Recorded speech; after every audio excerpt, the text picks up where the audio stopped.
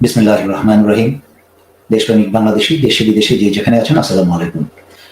আজ সেই দুর্ভাগ্যজনক 21শে আগস্ট জাতির জন্য, যেই দিন 21শে আগস্ট সফল হয়নি, এবং যারা 21শে আগস্ট করেছিল তাদেরকে সবার আগে শাস্তি দেওয়া উচিত। তারা ব্যর্থ কেন হয়েছিল? এখন আপনাদেরকে 21শে আগস্টের আসল কাহিনী বলি।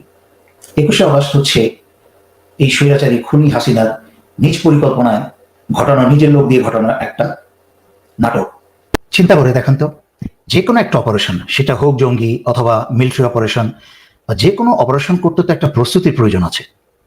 সেই প্রস্তুতিটা করতে, তাও এরকম একটা ভয়ঙ্কর অপারেশন যে হাসিনার মতো একটা লোককে মারা হবে, হত্যা করা হবে, তাও আবার ছাদের থেকে গ্রেনেড ছুড়ে, এই কাজটা করার জন্য কতটুকু সূক্ষ্ম পরিকল্পনার প্রয়োজন। তাদের জায়গাটাকে আমরা বলি রেকগনাইসেন্স করা, মানে দেখা কোত্থেকে করবে, সেই বিল্ডিংটা ছাদের উপর উঠতে যাওয়ার মতো সেরকম সহজ রাস্তা আছে কিনা, বা সেই রকম ছাদের উপর যেতে হলে কিভাবে দৃষ্টি এড়িয়ে যাওয়া যাবে, এবং আরো অনেক বিষয় আছে। তারপরে আবার এই আক্রমণটা ঘটানোর পরে পালিয়ে যাওয়ারও ব্যাপার আছে, জায়গা স্থান ত্যাগ করার ব্যাপার আছে। তার মানে এরকম একটা সামান্য একটা উদাহরণ দিলাম, আর বেশি জিনিস আনলাম না। তারপর অস্ত্র শস্ত্র সাথে করে নিয়ে এসে এখানে প্রবেশ করা, এরকম একটা কাজ করতে বেশ কয়েকদিনের লিখিত পরিকল্পনা, তারপর সরজমিনে সেই জায়গায় আসা, জায়গাকে দেখা, মানে পরিকল্পনা চালানোর জন্য বিভিন্ন লোকজনের মাঝখানে সমন্বয় করা, এখানে অনেক বিষয় আছে। এটা একটা ছেলে খেলা না যে বললাম, মনে করলাম ছাদের উপর উঠলাম, উপর থেকে ঢিল ছুঁড়ে মেরে দিলাম। তার উপরে এই জঙ্গি নাট্যাঙ্কি হাসিনা সরকার তাকে যেই স্থান অনুমোদন করেছিল তার ভাষণ দেওয়ার জন্য, ঠিক আগের দিন সে নিজেই জায়গাটাকে পরিবর্তন করে তার নিজের ইচ্ছা মতো জায়গায় সে গিয়েছে কোথা থেকে সে ভাষণটা দিবে। তার মানে কি, যদি কোনো জঙ্গিরা এটা পরিকল্পনা করে থাকে, সেই পরিকল্পনা যাই সময়টা কাটিয়েছে পুরাটাই ভেস্তে যাওয়ার কথা, পুরাটাই ভেসে যাওয়ার কথা। এবং হুট করে একদিনের নোটিসে যেই নতুন জায়গাটা তারা নির্ধারণ করেছে হাসিনা, সেখানে গিয়ে এই ধরনের একটা কাজ চালানো রীতিমতো অসম্ভব। কারণ আমরা বিভিন্ন ধরনের মিশন করেছি, পার্বত্য চট্টগ্রামে, বসনিয়াতে অনেক ধরনের মিশন করেছি। একটা মিশনে যত ছোটই হোক না কেন, তার সফলতার জন্য ভীষণ প্রস্তুতির প্রয়োজন আছে। সেখানে স্থান পরিবর্তন করলো, আগের দিন করে আর ওরা গিয়ে এসব করে ফেললো। এটাই তাই বোঝা যায় যে এটা পুরো হাসিনার পরিকল্পনা, তার সাজানো এটা। তারপরে শুধু তাই না, গত 15 বছরে আমরা দেখেছি সেই 21শে আগস্টের জঙ্গি নাটকের ধারাবাহিকতা বজায় ছিল। তাই এবং স্বৈরাচারী শেখ হাসিনা যখনই বিরোধী দল ছিল, তখনই হয় সেনাবাহিনীর কূপ করিয়ে অথবা জাতীয় পর্যায়ে কোনো দুর্ঘটনা ঘটিয়ে তদানীন্তন সরকারকে বিপদে ফেলার চেষ্টা করেছে, এবং কথায় কথায় বিএনপি জামাতের উপর দোষ চাপানোর চেষ্টা করেছে নিজে ক্ষমতায় আসার জন্য।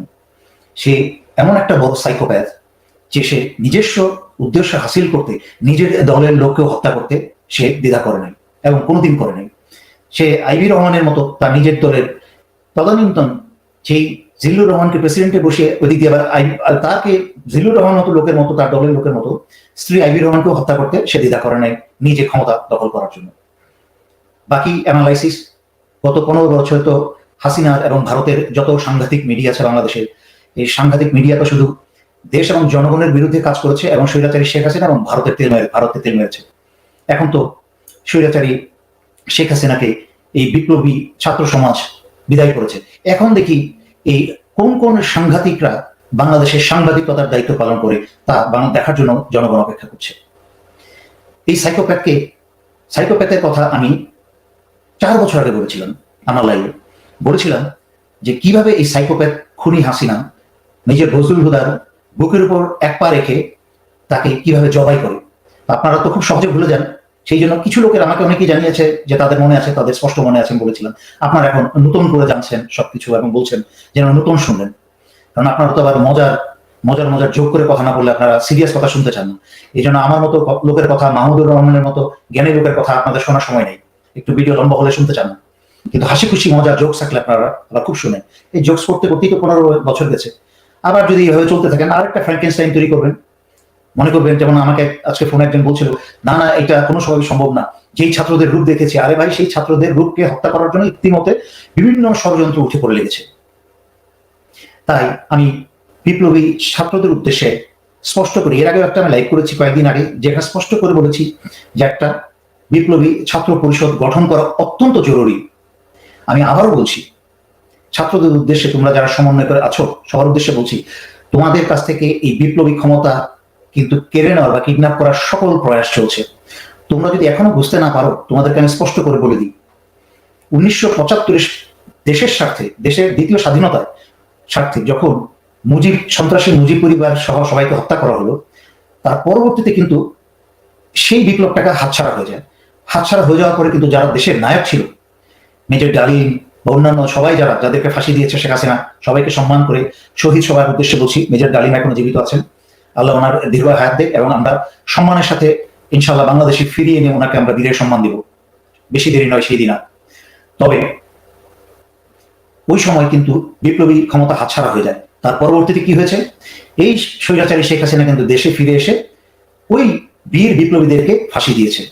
তাই তোমাদের উদ্দেশ্যে বলছি, আজকে যদি তোমরা এই বিপ্লবী ক্ষমতা হস্তান্তর বা তোমাদের কাছে কিডন্যাপ করা হয়, তোমাদের বয়স বাড়তে পারে, মনে রেখো বুড়া বয়স হলেও কিন্তু তোমাদের সেই দুর্ভাগ্য বরণ করতে হতে পারে। ইতিহাস কথা বলে, আর ইতিহাস থেকে যদি শিক্ষা যারা না নেয় তাদের করুণ পরিণতি হয়। যেমন স্বৈরাচারী শেখ হাসিনা তার বাবার ইতিহাস থেকে শিক্ষা নেয় নাই, অন্যান্য হিটলার, ফেরাউন সবার ইতিহাস তো বাদিয়ে দিলাম, স্বয়ং তার পরিবার থেকে শিক্ষা নেয় নাই, সে আজকে তার পরিণতি হয়েছে এত করুণ, এবং সামনে আরো বাকি আছে। তাই তোমাদেরকে বলছি, সংগ্রামী বিপ্লবী ছাত্র পরিষদ, তোমরা যারা আমার কথা শুনছো, বাকি সমন্বয়কারীকে এই ভিডিওটা দেখাও, তাদের কানে পৌঁছে দাও, আসিফ, নাহিদ, যারা যারাই আছে সবার কাছে পৌঁছে দাও, শুধু ওরাই না, বাকিদের কাছে পৌঁছে দাও, যেন বাকিরাও তাদেরকে চাপ দিতে পারে যে এটা করতেই হবে। আমি মাঝে মাঝে দেখছি জার্জিসকে বা কোনো ছাত্র নেতাকে এসে বিক্ষিপ্তভাবে বিভিন্ন স্থানে বক্তব্য দিয়ে যাচ্ছে, যেই বক্তব্যটা শক্তিশালী হয়ে পৌঁছাচ্ছে না, যেই বক্তব্যটা বিপ্লবী ছাত্র পরিষদের সংগঠনের মধ্য থেকে হচ্ছে না, যার ফলে অত্যন্ত দুর্বল দেখাচ্ছে এবং দুর্বল শোনাচ্ছে। তোমরা যখন কোথাও কথা বলবে, অত্যন্ত সংগঠিতভাবে কথা বলো, অর্গানাইজড হয়ে কথা বলো। তোমাদের মাথার পিছনে যেন, আমার পিছনে যেরকম একটা বাংলাদেশের ফ্ল্যাগ আছে, তোমাদের মাথার পিছনে যেন স্পষ্ট করে লেখা থাকে বিপ্লবী ছাত্র পরিষদ, যেন বাংলাদেশের মানুষের চোখে, মনে এবং বিদেশের মিডিয়াতে, বাংলাদেশের মিডিয়াতে সবাই দেখে যে ইয়েস, বিপ্লবী ছাত্র পরিষদ বলতে একটা সংগঠন দাঁড়িয়ে গেছে এবং এরা শক্তিশালী, এরা ঐক্যবদ্ধ। কিন্তু তোমরা কেউ কেউ বসে গেছো এই তত্ত্বাবধায়ক সরকারে, তোমাদের ওখানে বসিয়ে দিয়েছে ছাত্রদের মাঝখানে একটা বিভাজন করার জন্য। জানে না কারা করেছে এটা। আমি আগেও বলেছি, যদি আমি তোমাদেরকে উপদেশ দিতাম, আমার কথা শুনতে, আমি বলতাম তোমরা তত্ত্বাবধায়ক সরকারের বিপ্লবী ছাত্র পরিষদ একটা সংগঠন নিয়ে আলাদা করে বসতে পারতে, এখানে কোনো মন্ত্রিত্ব, উপদেষ্টা বা মন্ত্রিত্ব না নিয়ে, তাহলে তোমাদের ভয়েসটা আরো শক্তিশালী হতো। এখন দেখো, তোমাদেরকে অত্যন্ত সুকৌশলে ষড়যন্ত্র করে দুর্বল করার জন্য চারিদিকে দেখা খেলা শুরু হয়ে গেছে।